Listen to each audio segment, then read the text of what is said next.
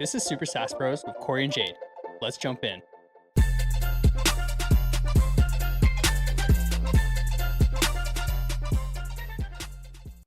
Welcome back to another episode of Super SaaS Bros, the podcast where we geek out about all things SaaS, sharing the stories, strategies, and successes that shape the SaaS world.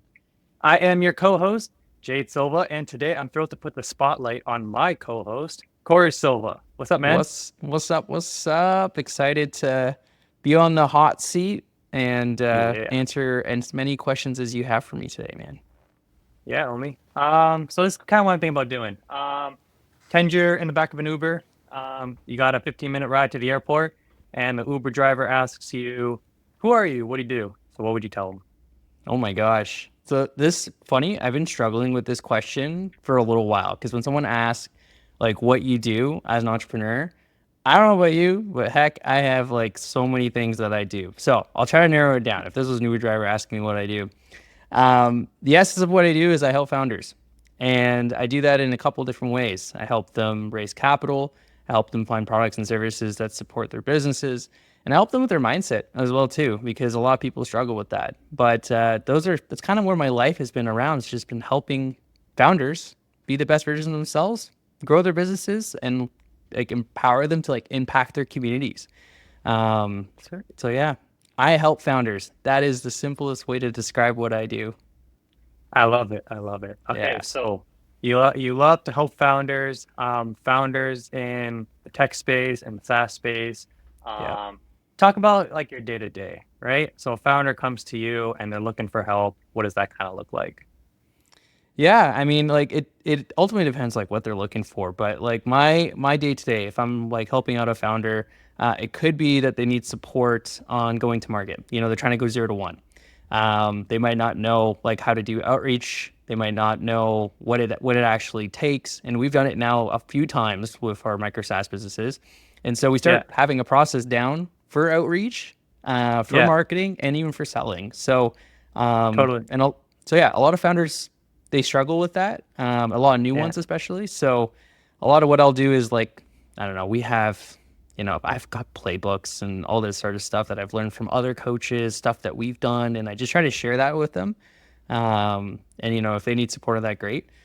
Other founders, sometimes they need help for capital. Like they're both looking for an investor or someone to just help them raise the capital themselves. So I've invested in some startups.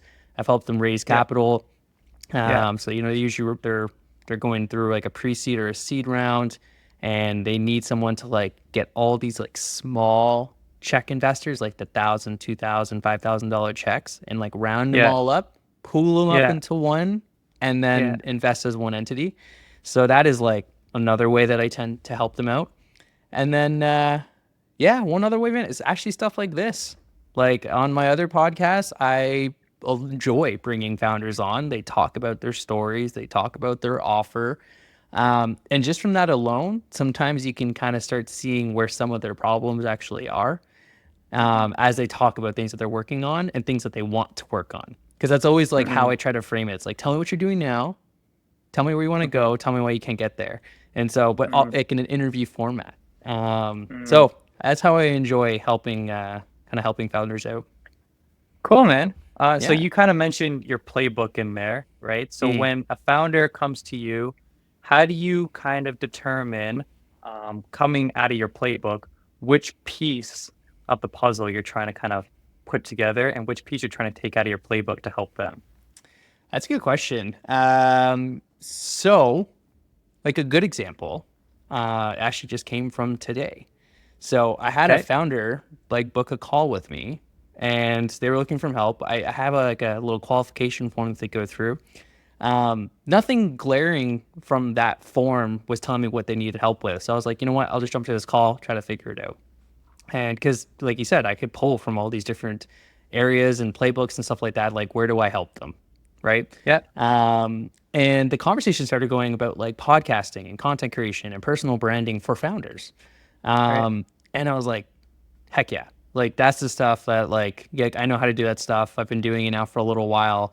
I've found like decent success in it. So I was like, I know how to help these people. So usually like it takes a little bit of prying, trying to understand like what it is, because I went into that call thinking he might need help with sales, might need help with like marketing or operations, in which we have playbooks like on how to sell like a tech startup, on how to market it, on how to like, create automations and run great operations behind the scenes, right? Right. But none of those would have been applicable to him.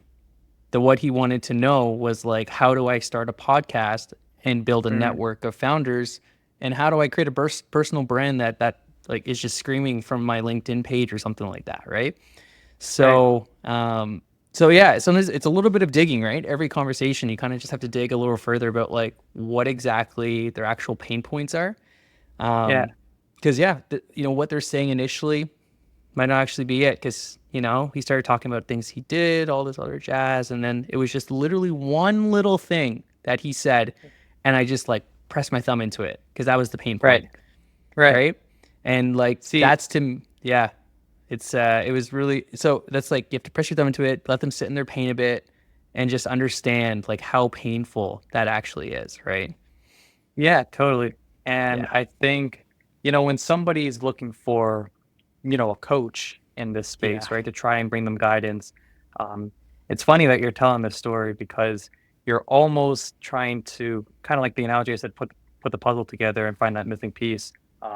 How yeah, you're able to kind of like put your finger on, hey, this is your pain point.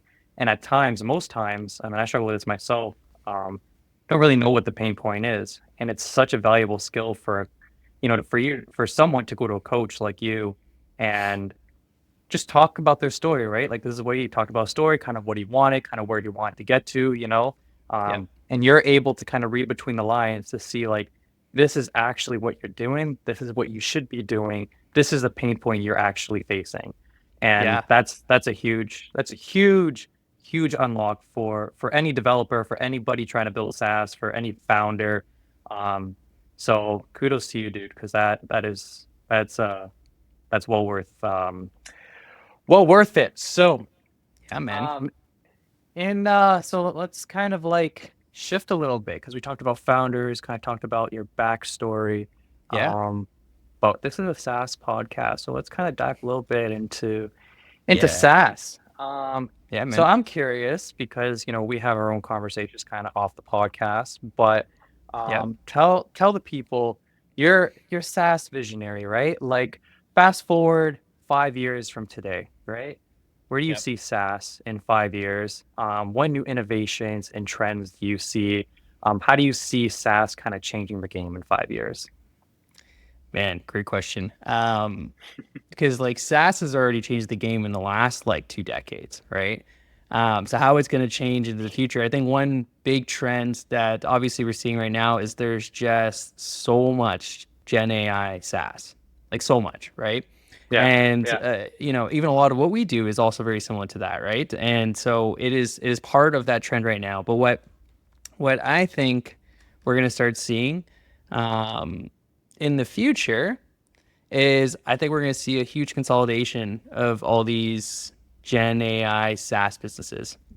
And a lot of mm, these like potentially like single feature or wrappers of like ChatGPT, I think they're going to be swallowed up. hmm, And I think we're going to have like people that are purchasing all of these like single feature SaaS or like or wrappers and then putting them into their own business. There's another big one of like AI agents is another huge one that's starting, right? Where it's yeah, basically just like replacing some employees yep, to do some work. And I've yep, talked to several founders of AI agents startups, okay, and I think there is still some runway for that over the next few years. So I think that will be pretty big. The biggest thing though is that like the big players like Microsoft, like Google, they're all coming out with their own AI agents that you right, won't need some of these products anymore. So I think we're gonna start seeing some of that. And even we were talking about like ChatGPT like 5 coming out, right? right, Like that's the worry for a lot of like people that is creating stuff. They're like, oh, are they gonna create something that's gonna be included in ChatGPT 5 that exactly, now is going to make me irrelevant, right? yeah, So that will be an interesting one. And then I think the third, maybe biggest trend we're going to see in the next 5 years is AI security. mm, So I talked to one founder who was raising some capital for an AI security company that he started. Yeah. And because I think people get scared of like new things, especially like stuff like AI, which has like the ability to create and produce a lot of things very quickly. Um, and a lot of it too can be wrong. It can spread misinformation. Um, and I think there's a huge gap right now between um, AI and then the regulations or laws that are out there right now. And I think there's going to try to be a gap that's going to be bridged, and that's going to where those AI security kind of companies are going to come in, because Okay. we're going to see it. We're going to see it a bunch. We first saw it with like film, right? Like when the actors all went on strike, one of the biggest pain points was AI in the film industry, right? Right. Right. And so now you're going to start getting some like regulations around use about having to call out when stuff is being made by AI, right? Yeah. And even the actual outcomes of AI, right? Yeah. How it like the checks and balances around that itself too. So I think there's a whole industry out there that's going to have to blanket this huge AI trend that we're seeing right now, and I think that's going to be through AI security. Yeah, I love it. Where Yeah, we're really just talking about like AI defense, and I completely agree, right? Like for the yeah, past 2 years, since AI has really become super big and ChatGPT has come out, it's really just been like an offensive game, right? Like people have really just been using it to create, produce, and generate totally. content and building these like SaaS wrappers around it, right? And Yes, then it's all fun and games at that point until it's not, right? Where you actually need to start dealing with certain regulations, and how do you kind of like build these defenses around poor uh, bad use with AI, right? Like kind of what you're yeah, saying. So I think it's going to be a super interesting time, and there's so much opportunity in the SaaS space and the tech space yep, to just ideate and think about these things, right? Because kind of to your point, right? Like on one end you have a company that's trying to revolutionize some sort of industry, some space, some maybe even like a little niche, right? Maybe it's a little micro SaaS, that little feature that you're talking about, where it's just like this one-off thing, right? yep. Um, Now, does that kind of need its counterpart as a defense, right? And is there going to be like a company that's kind of going to be doing almost the exact opposite to kind of make sure that there's a defense playbook to it? So I love that, and I'm also super excited to kind of see where things are going to be in 5 years, because So yeah, it's so interesting, yeah, man, because like right now, the way if you think about when I think about SaaS, like I mostly go to B2B SaaS. Like that's just to me like where a lot of like my headspace goes. Like right totally, now, you have these newer AI companies that are trying to be B2B SaaSes to like the current B2B SaaSes out there, non AI right, companies, right? They're trying to get them to integrate AI into their business. And then you're going to have this next layer of this AI defense that's going to be a B2B SaaS to the AI companies, could be, which in yeah, turn are going to be absolutely, servicing the other B2B SaaS. So I think that's the next layer of yeah, B2B SaaS is going to be in like AI security, AI defense. And dude, it's just so interesting too, because I even heard who was talking about it. I think it was Ben Affleck. Um, okay, Talking about like any AI generated content, like visual content. okay, Um, like how do you like if someone creates an AI like an original AI content that has Ben Affleck acting in it, how does yeah, he get paid for that? right, Should he get paid for that? yeah, Right. yeah, And so there's a whole thing too about like how do you collect royalties? How do you like make sure that like if they're using your voice, like video of you, even though you didn't yeah, actually record it, you didn't actually say it, people would argue you're yeah. using his brand, right? Dude, there's a whole who is it? I think Yeah, it's Scarlett Johansson. I think it's Scarlett yeah, Johansson. Um, so and I could be wrong, but I believe OpenAI was using Scarlett Johansson's voice, yeah, and they were denying that they were, and she basically filed a lawsuit against them.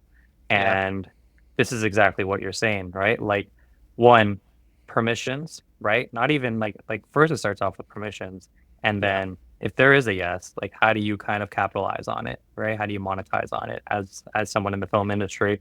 yeah. So it's like super, yeah, it's going to be a super interesting space. Kind of Yeah. scary at the same time, but it's gonna be kind of interesting. Yeah, man.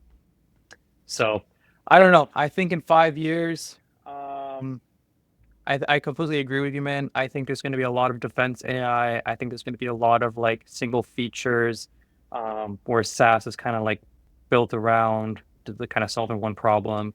I heard from, I believe it was the My First Million podcast, one of my Yeah. favorite podcasts, Yeah. and they said two things that was pretty funny. Is like any AI SaaS product is just a ChatGPT wrapper, and any SaaS product in general is just like a database wrapper. Database wrapper. And Yeah. it's like, yeah, like prove me wrong, So it's kind of funny that this is kind of where we're going. So It's really but funny yeah, because it's like AI is just the thing that's now like the vehicle to pull from that database. You know what I Yeah. mean? Almost like it's just like basically it's what's happening, or it's like pulling from another database to create something to store in a new database. Yeah, Yeah. it's just generating data to store for Yeah. sure. I Yeah. love it. Thank you for listening to another episode of Super SaaS Bros with Cory and Jayde. We'll see you next time.